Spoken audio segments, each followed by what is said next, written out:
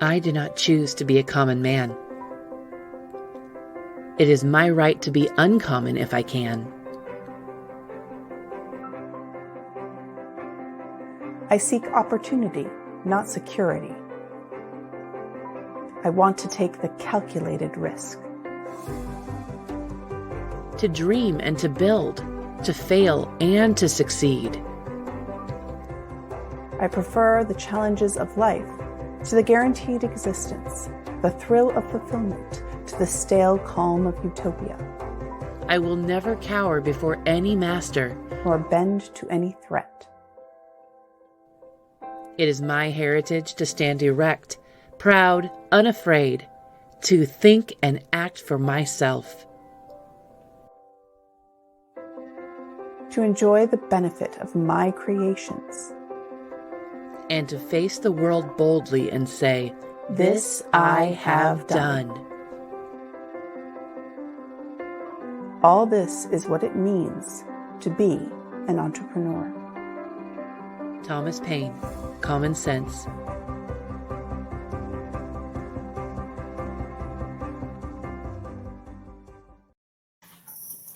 Good morning, friends and entrepreneurs on the interweb. Good morning, everyone. I'm Rachael Blaske, and I'm Julie Ahern. We're here with Lynn Smith in this episode, and what are we on? Like 19 now. So today's topic is wearing all the hats. And Julie, VP and COO of Greenbrier Games, and myself, VP of Channel Marketing for White Wizard Games, we'll chat with Lynn over a good cup of coffee and learn her insight and ideas about this topic that we feel is an important part of running a board game publishing company, all the while discussing your comments and questions in the live chat because you're invited. This episode is brought to you by XYZ Game Labs, creators of Arch Ravels. Compete against your friends and rivals to craft patterns, fulfill special requests, and complete projects. There's still time to pre-order this colorful, crafty experience, and it is Dice Tower approved. All right. And as everybody knows, you can share the stream, and we would appreciate it so much. So I'm actually going to give you some time to do it right now.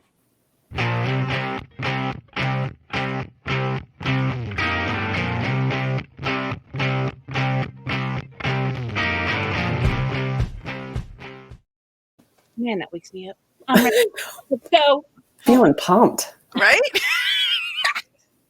Well, news. We got some news, right? News is always fun. And by fun, I mean terrifying. So we're going to circle back to the changes. we're gonna let Kaylin hide behind a stack of boxes. Solid. It's just making this go down so much smoother. So that has changed thanks to Brexit. And so shipping charges have changed thanks to that because you need to pay your taxes going into the country and going out of.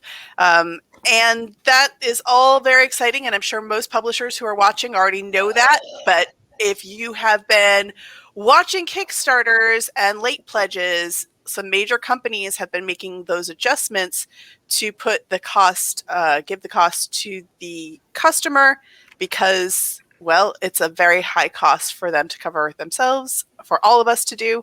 And it's not going down smoothly. So just as I believe in the links, I gave an example from Simon because it's one of the biggest, not to try to target them because it's not just them that has to deal with this, but it's not going well. So if you are a publisher and putting out games that need to be shipped to the UK and you're looking at the sticker shock of what that's going to change, so are your customers, and right now they're still in the shock phase and the anger phase, so you might want to wait a week or two if you have adjusted your shipping until that first wave of dismay and disbelief gets pushed through to acceptance. Fair warning. So I forgot to do the links, so I'm going to just drop them in the chat. Perfect. Yeah, there you go. Cool. So that's fun. Yep. Was that all you have on that one? Yeah, that's all the news I have for this week. Okay, because I try to give small bites of news these days, Yes, because that's all we can take. Plus, this is a better look. We're all just watching what's happening with the stock market and Reddit. So, oh, I know, right? Oh, but my that's gosh. that's not really pertaining to us. So Ooh, move along. Nothing to see here. Nothing to see. Well, and you guys remember, click the 3 dots in the upper right-hand corner, and you can choose to be notified every time we go live. And we also have a link to our YouTube channel in the description box that is actually there. And you can subscribe and find our archive shows after streaming. Cool. So, once upon a time, long, long ago, at a little old comic book convention called C2E2. Just a little tiny, it's a hole in the wall. I was doing what all good networkers do. I was getting French fries after hours with a group of artists. Okay, no, but let me backtrack. Okay, so I worked on a game with Dirk Manning, Mr. Ree, Surviving the Nightmare World, using his IP. And we were going through the list of different artists that we would want to use. And he said, you absolutely need to have this amazing artist work on your game. And then when I went to Kaylin's website, I was smitten. I was hooked.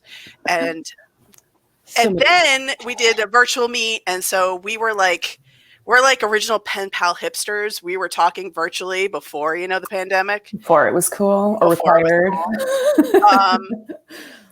And so when I finally got to meet her in person, I was already impressed with her professionalism. But then I got to go to New York Comic Con and see how she handled her booth, her business, professional, but working and being engaging with her customers, being very cognizant of the fact that there are some super fans out there, and then also there are to the range of the impress me, what do you got, and handling all of them wonderfully. And so I knew that she needed to be on the show to talk about how to be a small business owner in a game and a business adjacent to ours, because I felt like there was a lot of good similarities and things we could talk about. Some good crossover and French fries. Yeah, French fries. Really the best of both worlds. Absolutely. Add some cheese on there. Oh man, now I'm really hungry. Okay, so I'll jump in with the first one here. So what is your origin story? How did you start creating comics? It's actually, so I grew up just drawing. I watched every animated film out there. And I went to school wanting to be an animator. And that was my goal, to be one of the numbers in a studio like Disney or something. But yeah, I went to school for animation. When I graduated, I knew I had to build that portfolio. So I started drawing, and I created a webcomic called Plume and started posting online. And from there, the audience grew, my popularity grew, and someone pointed me in the direction of Kickstarter. And that's how I published my first book, was through crowdfunding. And that was when I really it solidified with me that this could be a career for me. So I changed focus, and here I am in the comic world, and I wouldn't change it for the world. So very nice. So you started, and so you were drawing and you did your online comics, and that was a good outlet. But why did you start your own company? What led you to do that instead of trying to, work with writers or already established IPs? See, I don't know, with Plume, because I started off doing it all on my own. And so I saw that I could do it on my own, being a writer and an artist. I lucked out in that direction. I don't know. I mean, it's fun to collaborate with other people to, create a vision that they've thought up, and to help bring their passion project to life. But, Thank you. But yeah, I mean, it's, if you work for a larger company, even in the comic world, you're kind of an assembly line. You're one of many. And so you don't really get to play. You just get to work. And when you are working for yourself, it's basically me playing paper dolls or Barbies on my own, but people get to read it. It's fun. And you create your own characters and your stories and you play in your own world. And I absolutely love it. I mean, there is a lot of advantage to working for yourself. We've gone that route and I've done both now. And there's challenges though. I mean, what challenges do you face working for yourself and how do you approach that? I'm a horrible manager and I fair. And I hate authority. So my opposing side's there, like get your crap done. You can't tell me what to do. So that's constantly a struggle for me. So yeah, managing myself, thinking, I was that student in school where I would work at the very last minute. I'd be a procrastinator up to the freaking last minute. And somehow I managed to get good grades doing that. So I'm like, I can get it done. I can push it off. I can watch one more series of, something on Hulu. But yeah, it's managing your time. I think I'm getting better at it, I swear. But, managing your time at first was a challenge. Ugh. So, and even more so now because which we've addressed earlier, but at least when you have conventions, there's a built-in structure of a hard stop. Yes. I've got, even if it's not real, even if it's just, I've got to get this done before this convention, which maybe you do have 3 more weeks, but you've hit it. And there's a very, not physical, but psychological where there's a break because you will be gone. So you're mentally having to break. So running up to that crunch time of that date that doesn't exist right now. So how are you handling that? So broken. I'm broken. Yeah. It's tough. I mean, I'll talk about this a little more too, but doing checklists, making a deadline for yourself, and then rewarding yourself when you hit that, just keeping on top of, try to have a concrete date in mind, like there actually is a convention to hit. And with Kickstarter too, Kickstarter's the reason I have a book out on the shelves is, crowdfunding. So having that Kickstarter deadline helps a lot too, because there are, backers waiting for their things. So that helps a lot. But yeah, the absence of conventions, it's really hurting. And not just, the profit, but just bumping elbows with your peers and, talking with your customers and, getting a feel for how they like the book. And yeah, it's tough. It sounds very familiar. Right. So what have you been doing alternatively? So pushing just online sales, pushing online commissions, which it's been great. There's no convention sales there, but but yeah, it's trying to get my book done as quickly as possible now that I have all the time in the world, pushing that deadline closer. So yeah, just working hard. Tell us about it, because you know that I've read Olive Plume. I have Olive Plume. I love Olive Plume. So tell us about the new series. Yeah, it's called For Goodness Sake, and very similar to Plume. There's a cursed boy in there. I have a type apparently, but yeah. So don't we all? Please continue. So his name is Thatcher. He gets himself cursed. Then he meets this hippie in a school bus named Rain. She has this renovated school bus that she travels around the country in, and so she convinces him that she can help cure his curse, and they travel around together doing good deeds to undo the curse. So it's kind of a buddy adventure story. It's a buddy adventure story. Yes. I want to back up to something that she said, because it was I too am a huge fan of checklists. My planner and my spreadsheets and all of these things that I do. But you said rewards. How do you reward yourself? Because that's the part that I tend to leave off. I just work and work and work and work and work, and then I just sleep, and then I get up and do it again. So tell me, how should I be rewarding myself? Just like maybe watching a series that you really want to watch, or an not Amazon purchase. I try to avoid Amazon now, but trying to, reward yourself with like some kind of purchase that you've been eyeballing, or I don't know. I've had a bag of M&Ms sitting in front of me, and I won't eat it until I finish something. That is discipline. I dangle some carrots, but sometimes it doesn't work, but sometimes it does. So Carrots made of chocolate. I'm liking it. Those are the concrete ones, but Jeremy had a really good one as well. Ooh. About how do you stay motivated? What inspires you? So Jeremy Howard was asking you so you're giving us the concrete, just the treats, but what else? Like what more ephemeral, as it were, motivates you as well? Yeah, just a good story, a good series, even just surfing online with my fellow artists, or like going through, social media or Pinterest or something to like find a piece of artwork that really inspires me. Just seeing other people's work. Sorry, my dog comes down the stairs like a freaking hurricane. You say it's a dog, it's not an elephant? He's 30 pounds and he uses every pound to come down those stairs. My kids too.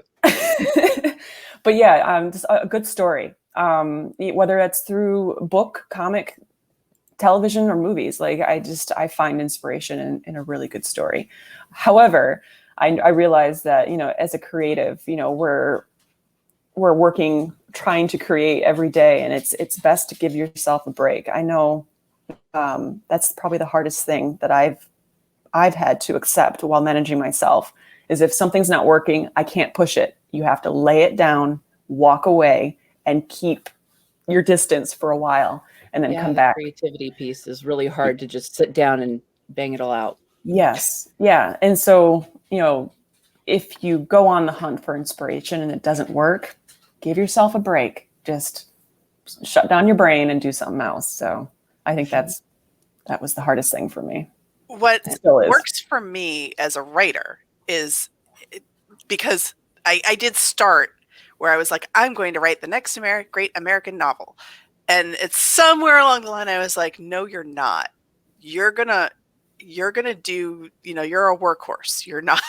Mm-hmm. You're gonna create stuff that's good and serviceable, but is not going to be the great art. Mm-hmm. And letting go of that pressure to be the ideal also freed me to improve my craft, because instead of second guessing every single word I put on the page, I was like, just get it on the page, and it can be ugly and awful, and then go away, and then come back and look at it when you're not like full of self-loathing, yes, and frustration, and you'll see what is actually of value there and what needs more polish.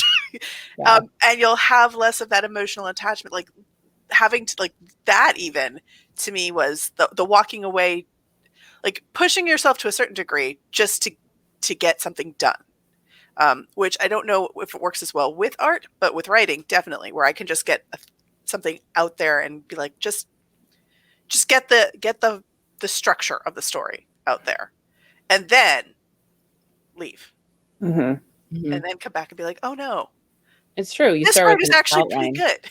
Yeah, we can fix this part. That's a hot mess, but this part. Yeah, you can polish something that's been written down. You can't polish something that hasn't been done yet. So it's walking away. I love it. Yeah, I definitely go through this point where I try to get it all done in one shot so that I can move on. But my best work comes when I just take a break. So I'm glad. Although conversely, so Glenn pointed out something. Yes, it's true as I well. See that he took a break for the holidays and found it hard to start again. So, how long is your break? What does that mean? Yeah, usually the break isn't too long. I would give myself a day, just to kind of, reset. The hiatus thing is difficult to break, especially when you like come back from vacation, which that's a myth now since 2020. But yeah, when you come back from a long break and you're like, all right, here we go. But if you're really passionate about what you want, what you're doing, then your inspiration is there waiting for you. Yeah. Adam said that his idea he embraces is that the first version always sucks, and that's you just plan to go back and revise with the magic. So Yes. Yeah, exactly. Once you accept that and you don't put that pressure on yourself to make perfection, then you're good. Mhm. Jeremy had another question. ooh, hey. So, do you have a support system to keep you in check, or a mentor, or anyone? Other than the cat. Miss Right. Rebel. Oh, she's an office manager. She don't cross her. Not really. I mean, the people that keep me in check are the people waiting for the books or their commissions. Yeah. So yeah, just, keeping people happy and wanting to come back for more. I think that's Fascinating, isn't it? Because it's not like I can be mad at the boss or fight back against right. that Right. one pivotal. It's the masses, and it disperses your targeting your frustration externally. Mhm. Because you can't be like, I'm mad at all you 500 wonderful people who paid me in advance. You wonderful people waiting. Yeah. You 500, 5,000, whatever it is. You can't be like, Yes. thank you for your money. Yeah. Thank you. Give me more. Okay. This right here is where I am in video editing mode and just kind of clipping this moment Good. right here. Awesome. This is That's going to great. live on. Awesome. Flip it for me, please. That's happening. Sweet. Mhm. Oh, very cool. So I love that we've been having so much participation today. This is great. So do you want to, I guess, drive it home? Let's say, what's your top tip? Yeah, it's that checklist. I write a checklist every freaking day, and I put tiny goals on there because when I check it off, I get this rush of like ambition and feeling, and I love it. But yeah, I have an open notebook by me, and I sit down, I get my coffee, and I write out a checklist of what I want to accomplish. And this notebook also has like the month goal and then the year goal. And so I write out, in the beginning of every month to like what goals I want to hit overall. But yeah, checklists, especially when you're managing yourself, are absolutely amazing. And it's just, I even put like exercise on there, or, stand up and walk away. So yeah, just managing yourself and having a nice, solid goal, several goals for that day helps me a lot. Yeah.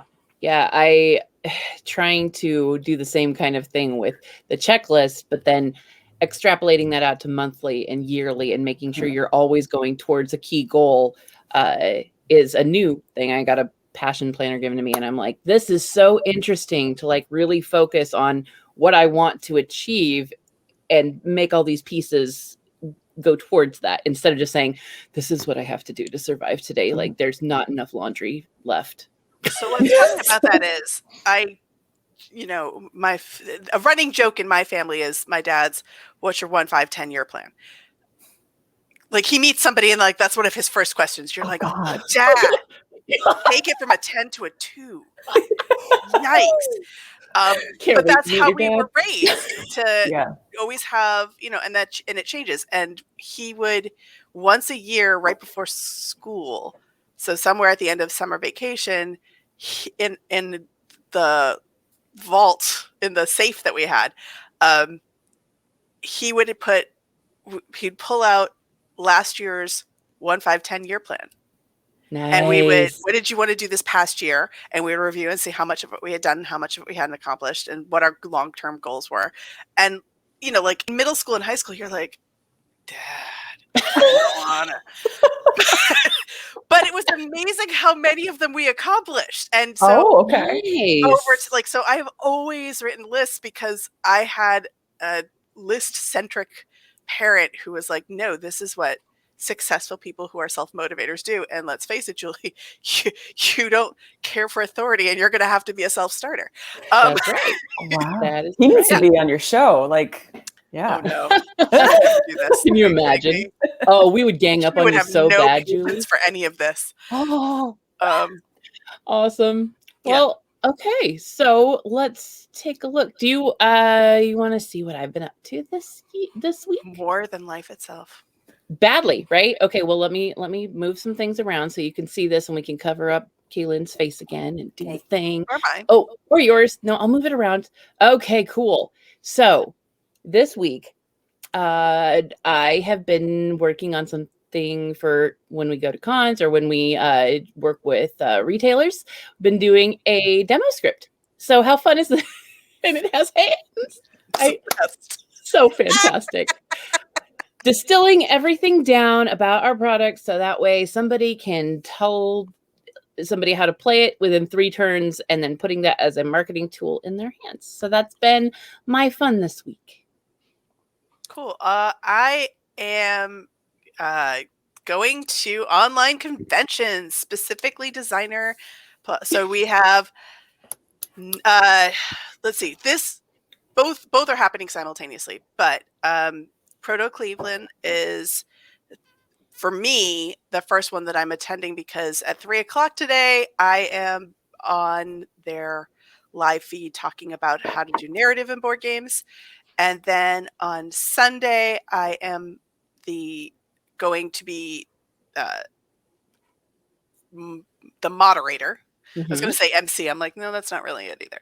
I'm the moderator for the panel on board games in Nigeria. So I will be asking questions and then listening and learning about what's happening in another part of the world entirely and what's going on. So that's 9 a.m. on Sunday. I know that's early, everyone, but very cool. Seriously, you should jump on. Set your alarm clocks. And the links for both of those are in.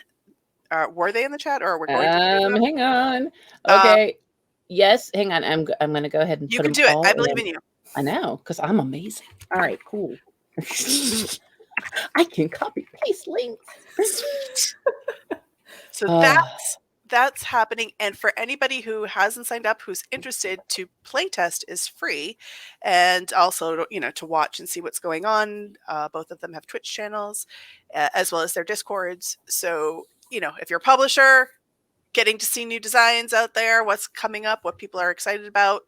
If you're a designer, hanging out with your peers and helping develop more games. If you're just a mere spectator. Shenanigans. Woo! Play games. I mean, that's the same for us too. Yeah. But yes, and I'm even gonna do like a feedback frenzy, like Shark Tank or something on Saturday night. Are you doing what? Okay, cool. Gonna be so much fun. Cool. All right. Cry? You gonna make them cry? I always try to be Simon, but I can't quite pull it off. Okay. One day you'll make people cry. One day. Yes.